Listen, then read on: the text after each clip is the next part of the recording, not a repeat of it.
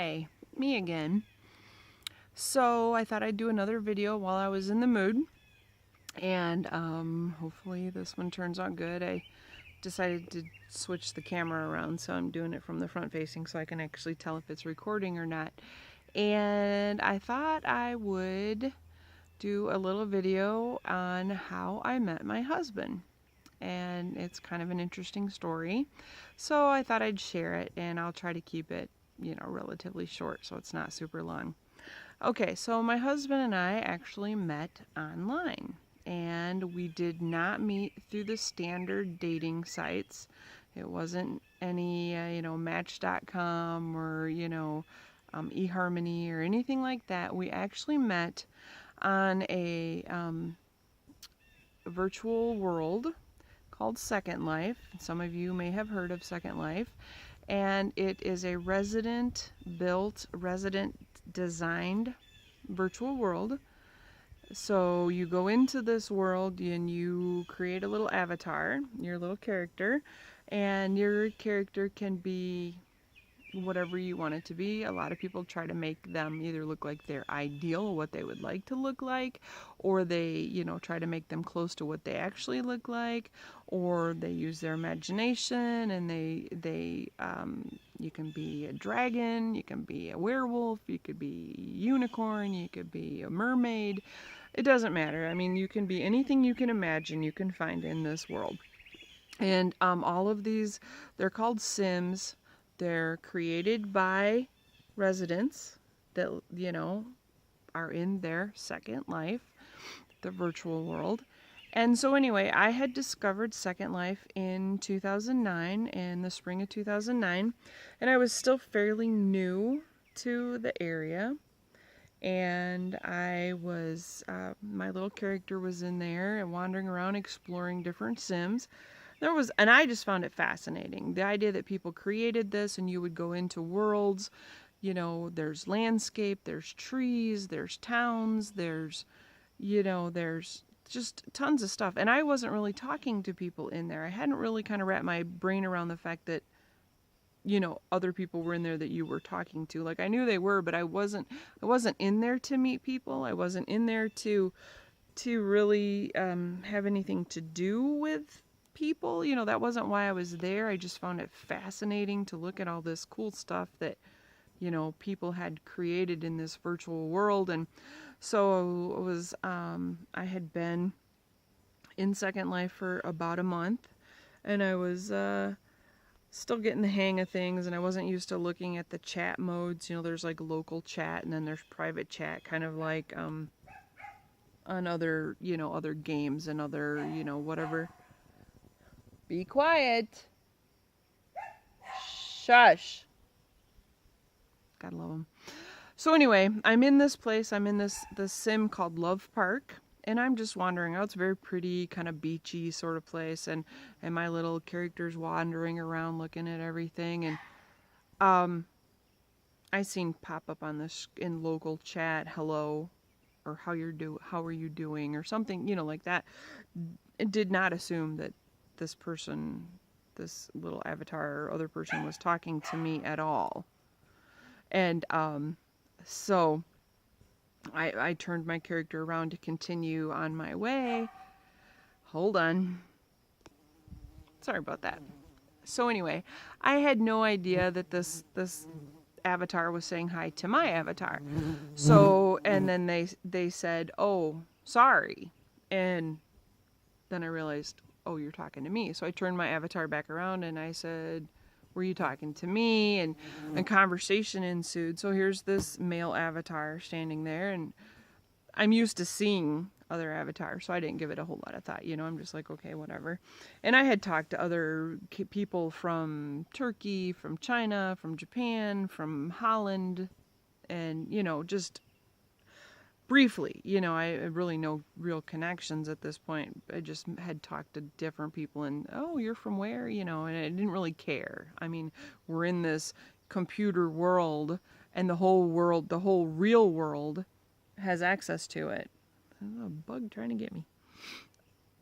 Go away. So anyway, So we started talking, and we became friends on Second Life. You know, we friended each other.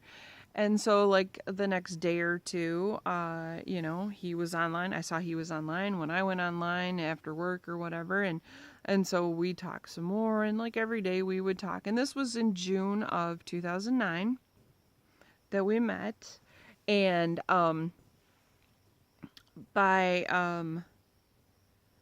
like, a week or so, we would go explore places together, and you're talking to people, but you're like typing. So it wasn't actual. I mean, you can actually talk to each other if you have a headset and all that stuff, but it wasn't none of that. It was all just typing conversations back and forth, either in private or in you know. And we became like fast friends. Just we'd look for each other and want to hang out together whenever we were both online and go explore things. And so by June 13th, I went to my cousin's wedding. Well, up until this point, about a week after I had met him, we got talking about cell phones, and he's like, half time I don't know where mine is, and like nobody texts me, and I'm like, oh, hey, I'll text you. What's your number? So then I would send him, you know, good morning text and that kind of thing, and you know, not nothing heavy, every, you know, day or so or a couple of days or whatever, just a hey, how you doing? Hope you have a great day kind of thing. So then he had sent me a message at one point, you know, you can call me if you want to talk. And I'm like, I'm not sure if I'm ready for that, you know. So by June 13th, I'd went to my cousin's wedding. I'd went to the reception. I had about an hour and a half drive home from that. And I thought, I'll give him a call. I'm driving, probably a bad idea. But anyway, it was a long drive and, you know, boring. And so I'm like, I gave him a call. He was over at his sister's house, watching a movie, The Pursuit of Happiness. And he's like, hey, I'll call you back, you know, and we talked a little bit, and then he's like, hey, I'll call you back later. And I'm like, okay, that's cool. And so, you know, and it was brief, and it was a really nice conversation for as brief as it was. And then he called me back later after he got home after watching the movie and having dinner with his sister, and he said that The Pursuit of Happiness made him cry. And I'm like, I don't think I had watched it yet at this point. And I'm just like, well, it had Will Smith in it, so the odds were good. So anyway, we just became fast friends. And then so fast forward at this point, my youngest was graduating from high school, and my oldest was already moved out, and so I had started thinking about what I wanted to do with my life, looking at my weird old hair anyway, and I wanted to go back to college, and I had been looking at the Art Institute, and they have several of them in the country. So I originally started thinking like Chicago, and I don't know where the other ones were. So anyway, I had gotten an email, and this was probably August. I got an email from the Arts Institute because I had requested information stating that they were having an open house, and they had open house the same weekend at all of their locations, the first weekend in November of 2009. So, and at this point, I kind of remembered that he said he lived in Indiana, but I didn't really pay much attention because at this point, we had started talking about meeting halfway at some point, you know, me driving down from Michigan and him driving up from Indiana, maybe like in Muskegon or something, and, you know, meeting for lunch or something, and it would still be like a 3-hour drive for both of us one way to meet. And so we had been kind of talking about that, but I still didn't know exactly where he lived.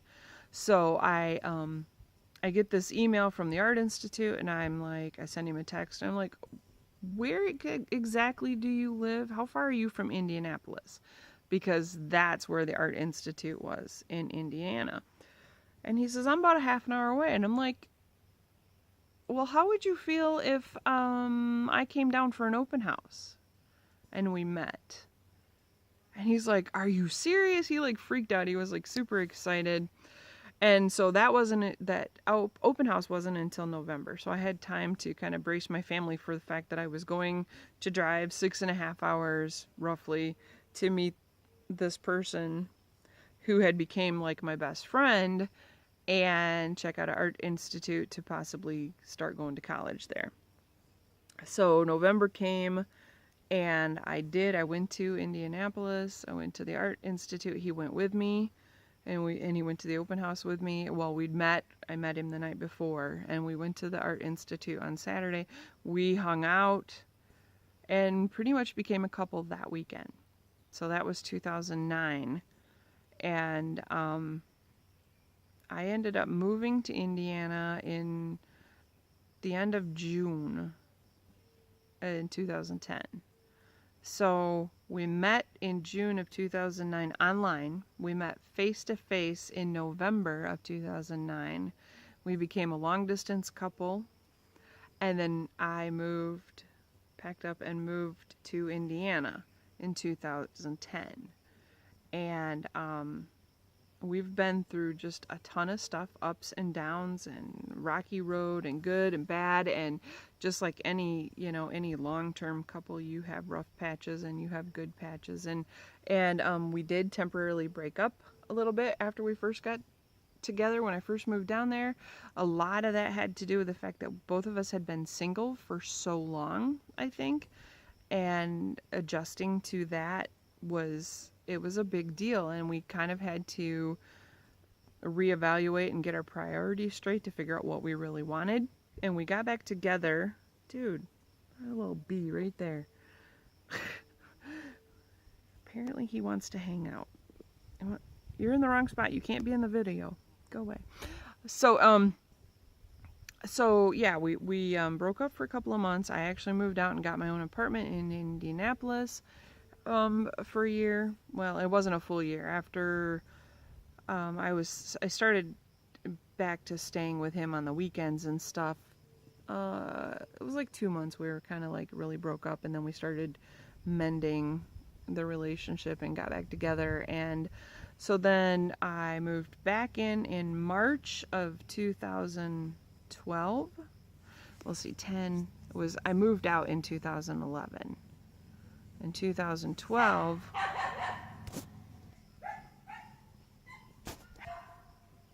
okay, I don't know what's going on. Anyway, so yeah, so we had been together a few months, we broke up, and then I ended up moving back in March. I moved out in April, moved down in 2010, moved out in April of 2011, moved back in March of 2012.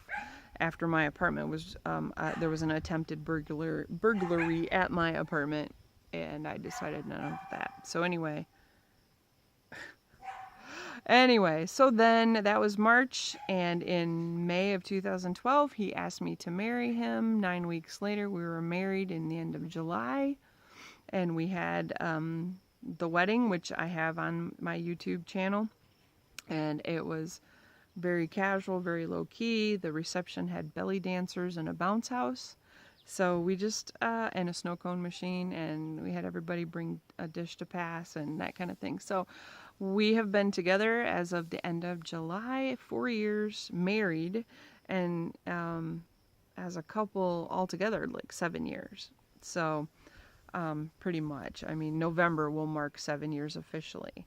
So there is my short story long. And, if you have any questions, don't hesitate to ask. Otherwise, here's another video for you to like, share, subscribe if you haven't. And if you have any questions, don't hesitate to ask. Have a great day, and I will talk to you later. Thanks.